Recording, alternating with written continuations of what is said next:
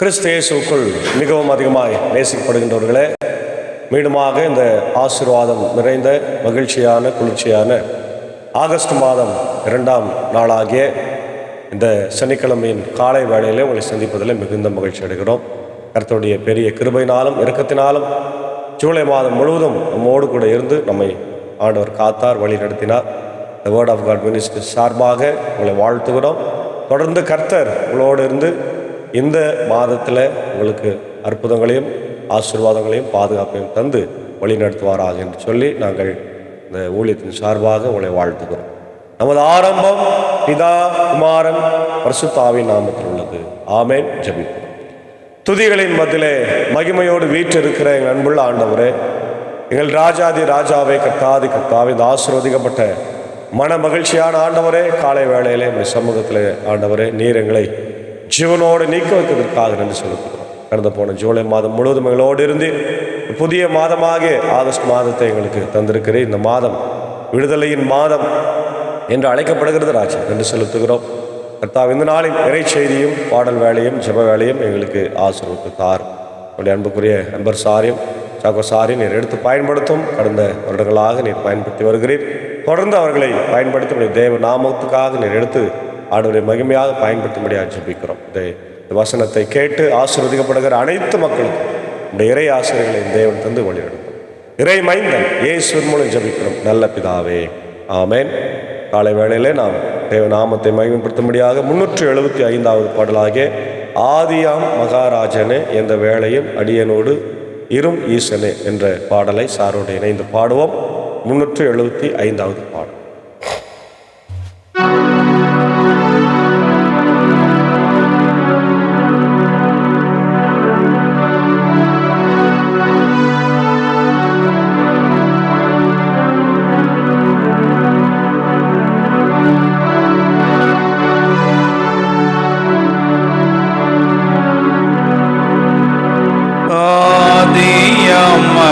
மகராஜனே எந்த வேளையும் அடியேனோடிரும் ஈசனே, ஆதியா மகராஜனே எந்த வேளையும் அடியேனோடிரும் ஈசனே, தேதில்லா சருவேசம் தேசூரும் பிரகாச, தேதில்லா சருவேச தேசூரும் பிரகாச, பாதகன் ஞான் மிகு பலவீனனானதால்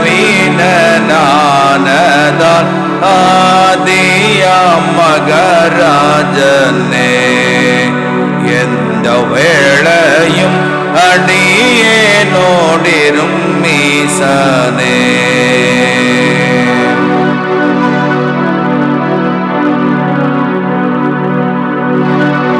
பாவி பலனாலயனே நின்றாலனை பகைவர் ஜெயிப்பார்மேயனே,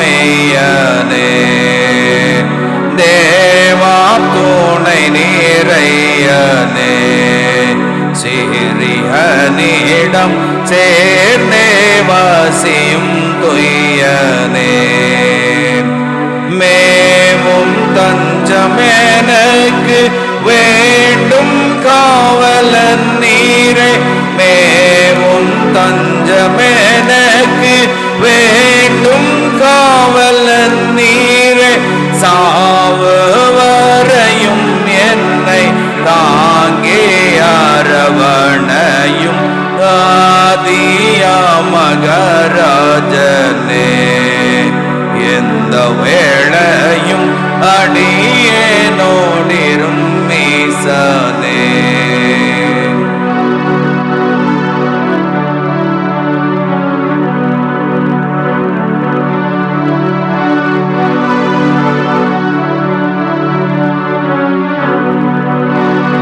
இரக்கம் பொழியவாருமே,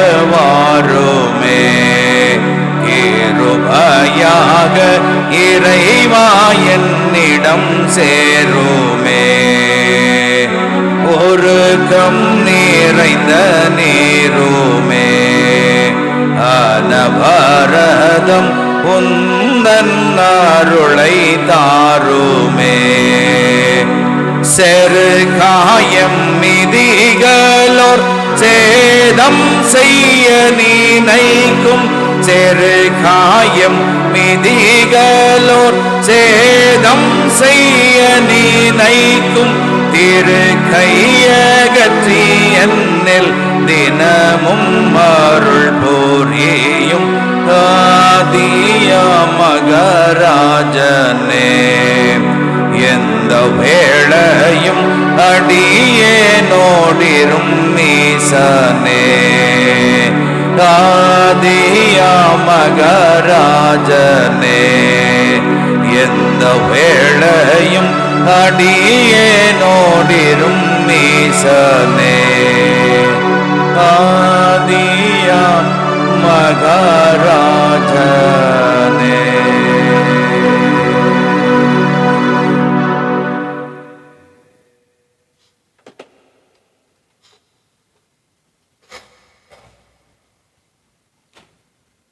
கிறிஸ்து இயேசுவுக்குள் மிகவும் அதிகமாய் நேசிக்கப்படுகின்றவர்களே, மீண்டுமாக உங்கள் யாவரையும் இறைமைந்தன் இயேசுவின் திருப்பெயரில் இந்த காலை நேரத்தில் அன்போடு வாழ்த்தி வரவேற்கிறோம்.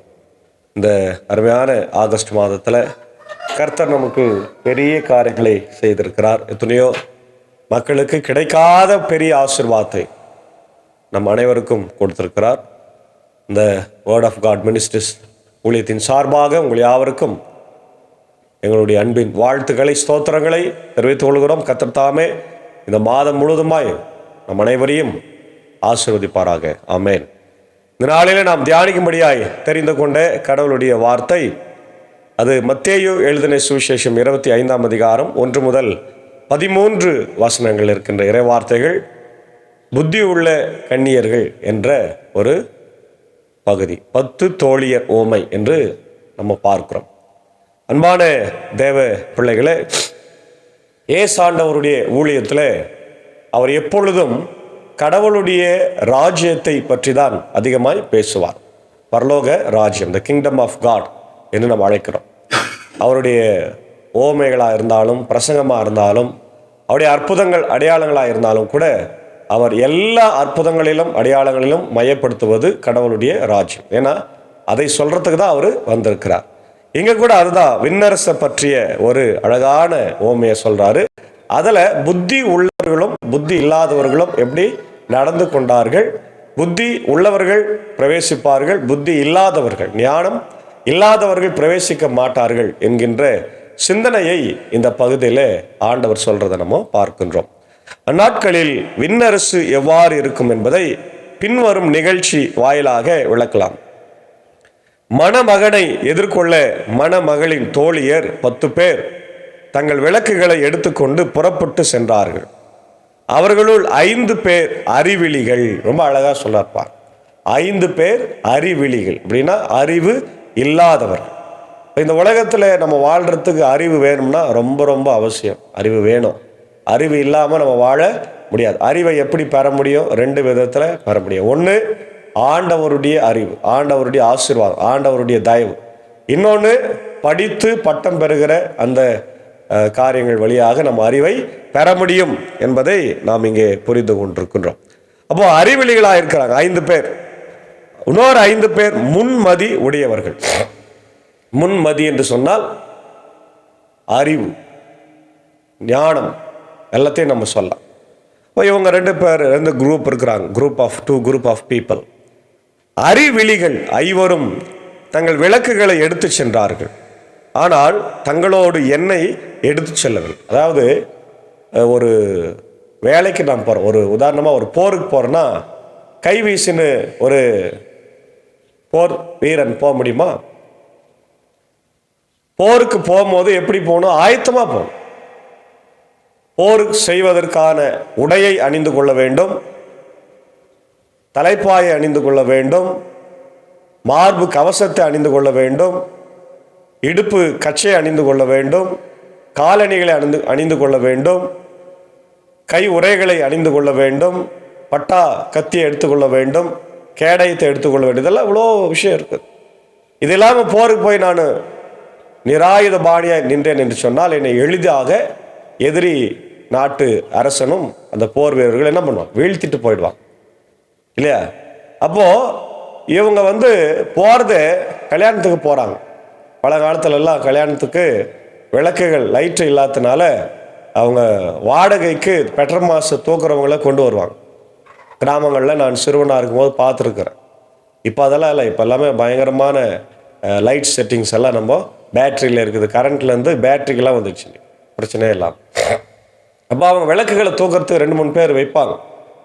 அது அவங்க கையில் எண்ணெய் வச்சுனே இருப்பாங்க, அதில் ஊற்றினே இருப்பாங்க.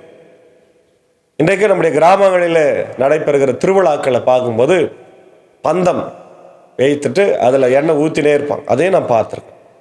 அப்போ எண்ணெய் இல்லைன்னா வாயின் வருவாங்க, வாயின் ஊற்றுவாங்க இல்லையா. அப்போது இவங்க போகிறது அந்த பணிக்கு தான். மணமகனை வரவேற்று திருமண நிகழ்வில் கலந்து கொள்ள போகிறாங்க, விளக்குகளை எடுத்துன்னு. ஆனால் என்ன எடுத்துன்னு போல, எண்ணெய் எடுத்துன்னு போல. இவங்க என்ன நினைக்கிறாங்க, பந்த தீ அதே போதுன்னு நினைக்கிறாங்க.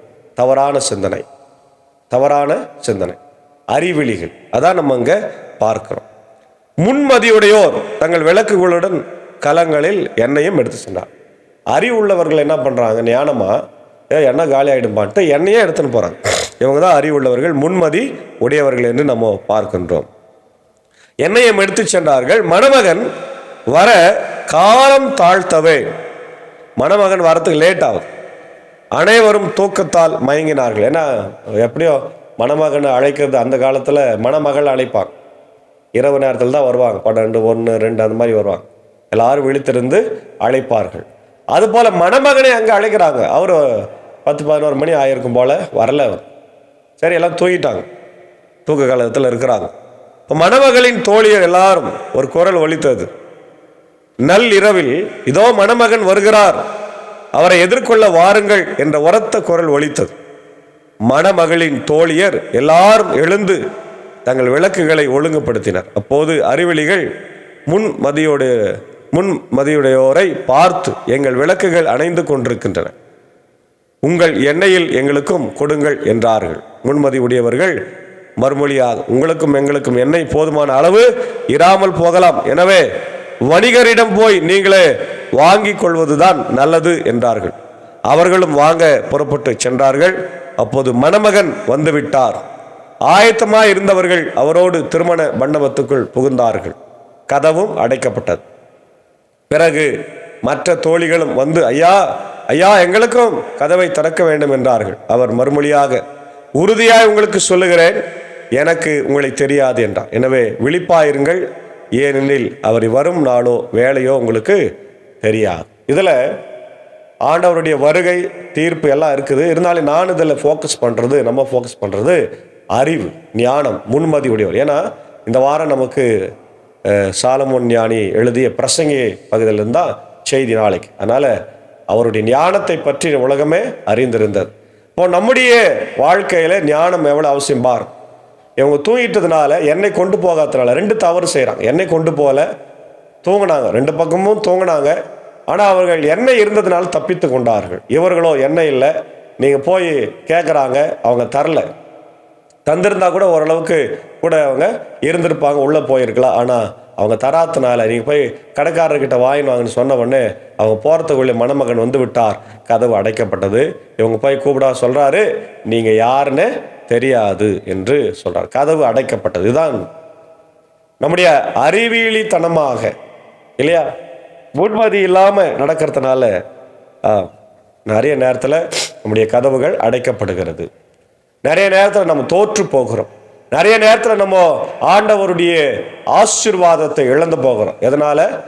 அறிவு இல்லாதனால், அறிவோட ஞானத்தோடு செயல்படாதனால். ஆகவே தேவ பிள்ளைகளே, இந்த காலை நேரத்தில் முன்மதியோடு செயல்பட கர்த்தர் நம்மளை அழைக்கிறார். அவ்வாறு செயல்பட நாம் அழைக்கப்படுகிறோம். இங்கே ஆங்கிலத்தில் நாம் பார்க்கும்போது the parable of the 10 virgins, parable of the 10 virgins, 10 கன்னிகைகள் என்று அழைப்பை நாம் பார்க்கிறோம். முக்கியமான வசனம் 13th word of Matthew 25:13. Therefore keep watch, because you do not know the day or the hour. The parable, the 10 virgins and its meaning, the importance of preparedness for Lord's return, the importance of readiness, the wise and foolish contrast between the wise and foolish virgins, being unprepared for the Lord's return. 3 point அதில் நம்ம பார்க்குறோம். Readiness and preparedness for Lord's return, spiritual vigilance and living a life of obedience to God, the uncertainty of the Lord's return and the importance of being prepared. சில வசனங்களை பார்க்கும்போது சங்கீதம் 119, 147, 48 பார்க்குறோம். Waiting for the Lord's return, ஆண்டவருடைய வருகைக்காய் காத்திருப்பது. ஏசாயா 40:31 கழுகை போல உயர வானத்தில் பறப்பார்கள், கர்த்தருக்காய் காத்திருக்கிறவர்கள். புதிய ஏற்பாட்டில் Mark 13:32-37 the parable of the door keeper, கதவை சார்த்துகிற அல்லது வாட்ச்மேன், கதவை பூட்டுகிறவர்களை பற்றியவங்க செய்தியை பார்க்குறோம். இதேபோல் லூக்கா 12:35-40 பார்க்குறோம். இதே நேரத்தில் ஆண்டவருடைய வருகைக்காய் காத்திருப்பது 1 தெசலோனிக்கேயர் 4:13-18 நம்ம பார்க்குறோம். ஆகவே அன்பான தேவ பிள்ளைகளை, இந்த காலை நேரத்தில் இந்த அருமையான செய்தியின் வழியாக நாம் புரிந்து கொள்வது, அறிவோடு முன்மதியோடு நாம் செயல்பட்டால் ஆண்டவருடைய வருகையில் நாம் பரலோகத்துக்கு எடுத்துக்கொள்ளப்படுவோம்.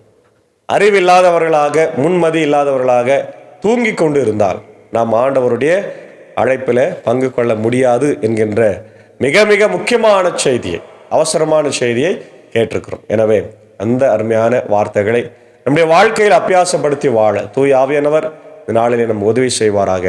ஆமேன். ஜெபிப்போம். துதிகளின் மதிலே மகிமையோடு வீட்டு இருக்கிறவங்க நல்ல ஆண்டவரே, காலை வேலைக்கா ஸ்தோத்ராஜா.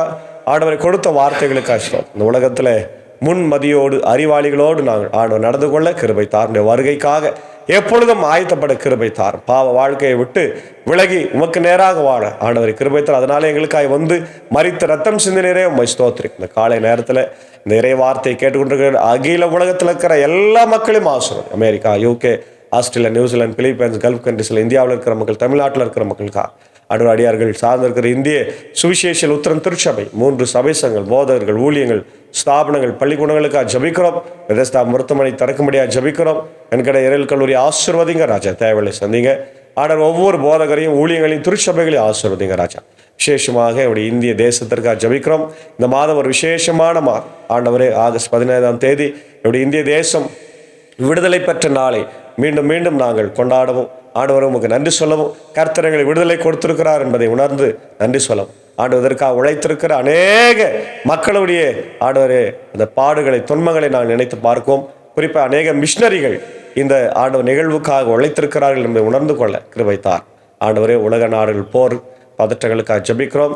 ஆண்டவரே, இஸ்ரேல் அமாஸ் போர், உக்ரைன் ரஷ்யா போர், இன்னமாக பல இடங்களில் அதிகமான மழை, ஆண்டவரே பூமி அதிர்ச்சி, ரஷ்யாவில் கடந்த 3 நாட்கள் முன்பாக மிகப்பெரிய அளவில் ஆண்டவர் உலகத்திலே 6வது இடமாக 8.8 ஆண்டவர் ரெக்டர் அளவில் பெரிய பூமி அதிர்ச்சி வந்து ஆண்டவரே சுனாமி ஏற்பட்டது. ஜப்பான், அமெரிக்கா போன்ற நாடுகள் பாதிக்கப்பட்டாலும் உயிரிழப்புகள் இல்லாத காத்திருக்கிறீர். தொடர்ந்து எங்களை காத்துள்ள ராஜா. அதே போல இந்திய தேசத்திற்காக ஜபிக்கிறோம். ஜனாதிபதி, பிரதமர், அமைச்சரவைக்காக ஆண்டவர், எங்களுடைய முதலமைச்சர், கவர்னர், அமைச்சர் பெருமக்களுக்காக, அனைத்து மாநிலத்தின் முதலமைச்சர்கள், கவர்னர்களுக்காக ஜபிக்கிறோம். அமைதி, சமாதானம், சூழலோடு எங்கள் தேசம் ஆண்டவர் இருக்க கர்த்தர் நீர் கிருபை தர வேண்டுமா ஜபிக்கிறோம். இந்த ஊழியத்தில் எங்களோடு இருக்கிற அன்புக்குரிய அன்பர் சாரியம், ஏஞ்சக்காவி, அன்பான பிள்ளைகள் மாத்தல் மறையிலையும் ஆசீர்வாதம். இந்த புதிய மாதம் ஆசீர்வாதமாக இருக்கவும், பாதுகாப்பாக இருக்கும். பணிகளும் பயணங்களையும் போக்குவரத்தையும் கர்த்தர் ஆசீர்வதிங்க. அன்புக்குரிய சாகோசாருக்காக, டீச்சருக்காக ஜபிக்கிறோம். ஆண்டவர் தொடர்ந்து அடியனோடு ஆண்டவர் போதக வட்டத்திலும் ஆண்டவரே இந்த அருமையான டிவோஷனிலும் ஆண்டவரே உடைய இசைக்கருவியை மீட்டி உடைய நாமத்தை மகிமைப்படுத்துகிற அன்புக்குரிய சாகோசாரி டீச்சர் ஆசீர்வதித்து வழிநடத்தும். இந்த புதிய மாதம் சாருக்கும் டீச்சருக்கும் ஆசீர்வாதமாக இருக்கட்டும். ஆசிரியர் பணிகளை கர்த்தர் ஆசீர்வதிக்கும், போக்குவரத்து கிருபை தருகிறேன்.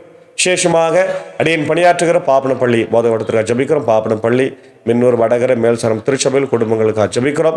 பலவீனமாக இருக்கிற மேத்யூஸ், ஆதிமூலம் மக்களுக்காக, விமலா அம்மாவுக்காக, அம்மதா அம்மாவுக்காக, ஆண்டவரே நகோமி அம்மாவுக்காக மாற்றுங்க. உடைய சுகம் பேலன்ஸ் ஜீவனை தார். குறிப்பாக இந்த நாளிலே அம்மதா அவர்கள் மருத்துவமனைக்கு செல்ல இருக்கிறார்கள். செக்கப்பாக அவர்களை ஆசிரியர் அவருடைய அன்பு மகன் ஆண்டவரே பாப்பனப்பள்ளி சபை செயலர் சாலமோன் சாருக்காக ஜபிக்கிறோம். வழி நடத்துங்க, தேவையை சந்திங்க ராஜா.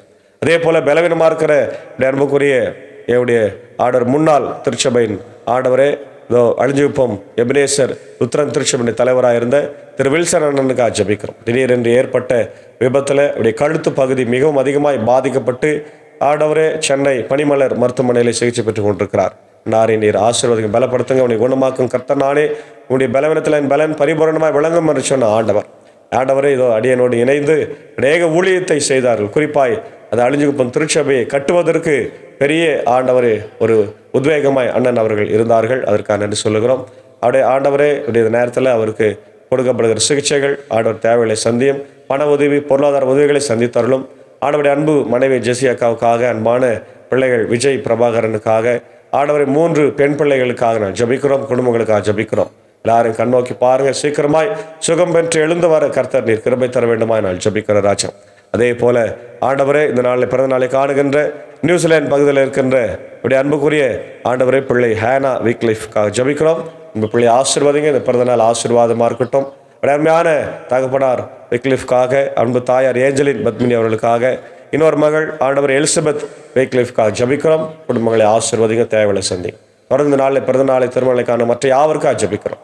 ஆண்டவர் எல்லாருக்கும் நல்ல சுகம் பலன்சியமனை தார். நாளை தினத்தில் நம்முடைய ஆலயத்தில் வந்து வசனத்தை கேட்டு திருவிருந்தில் பங்கு கொண்டு ஆண்டவரே நாங்கள் தொடர்ந்து ஊழியத்தை செய்ய எங்களை நீர் பலப்படுத்த வேண்டும் என்று கெஞ்சி மன்றாடுகிறோம். தொடர்ந்து இப்படிய கிருபை இரக்கம் ஆண்டவர் இந்த நாளில் எங்களோடு கூட தங்கியிருக்கட்டும். இப்படிய பணிகளும் பயணங்களையும் கர்த்தர் ஆசீர்வதிக்க வேண்டுமா ஜபிக்கிறோம்.